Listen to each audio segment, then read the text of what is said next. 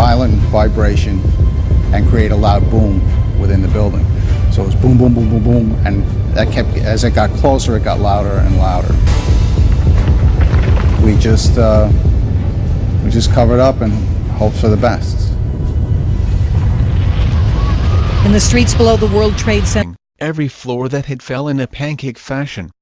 One floor would hit the other floor, and every time that happened, there was just tremendous boom and vibration.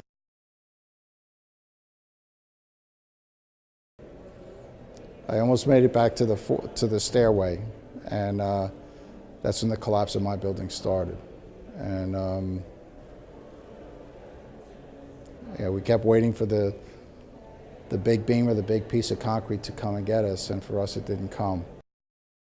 It wasn't an office floor, it was a mechanical equipment room floor. I couldn't find a chair. And I was way on the other side of the building, and something just told me, says, you know what, this isn't working out. We're just gonna have to drag her down the stairs.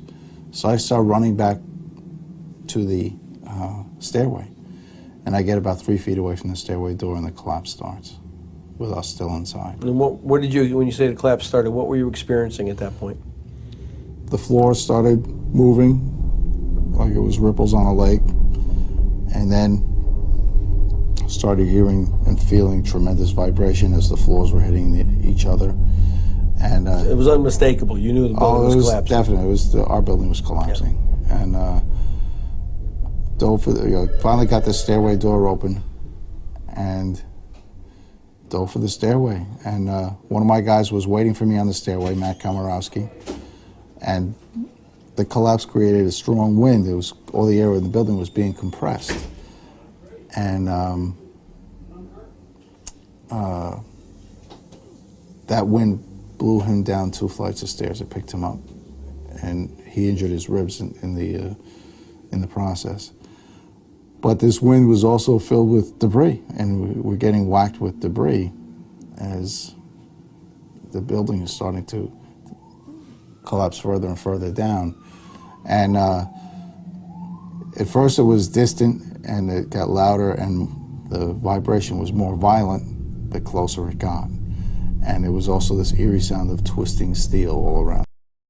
I still remember the sound of steel, these massive steel beams that are roughly 5 feet deep, twisting around us like they were little twist ties off a loaf of bread.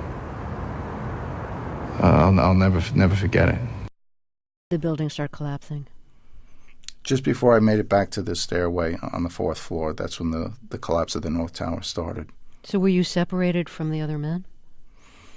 Matt Komorowski was waiting for me on the landing, and everybody else was on the next flight of stairs going down before they got to the half landing. The vibration was so violent that they all fell to the ground.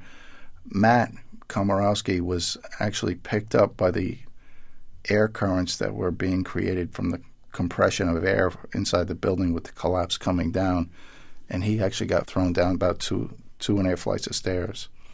So I dove for the stairway, and I just covered up as best I could. So you made it into the stairway? I made it into the stairway, made it to the landing of the floor. Just describe what you experienced as the tower collapsed on top of you. Well, it started out, the floor started to move, and since the collapse started about 1,300 feet away, the sound was off in the distance, and it got louder as it got closer.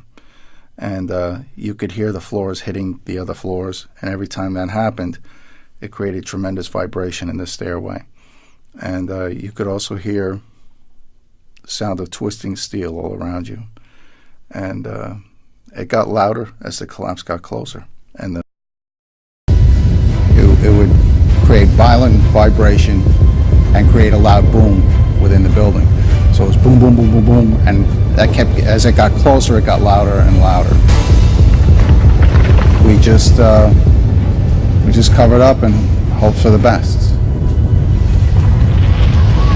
In the streets below the World Trade Center, A medical student named Eric Jones, who had initially pulled his car over the side of the road and started giving medical aid, jumped on our litter team to give us a hand. We would organize a group, and all of a sudden there'd be another secondary explosion, and we were pushed back 200 meters. I hadn't realized yet that a plane had hit. I was going on adrenaline. During that time, Colonel Anderson separated from us. He grabbed a fireman's mask off the truck and went to get us some intelligence. Bodies and body parts were all over the place. I can't even count. Not, cops, firemen, EMS, anybody that was in the building when it blew up. Firemen, EMS, anybody that was in the building when it blew up.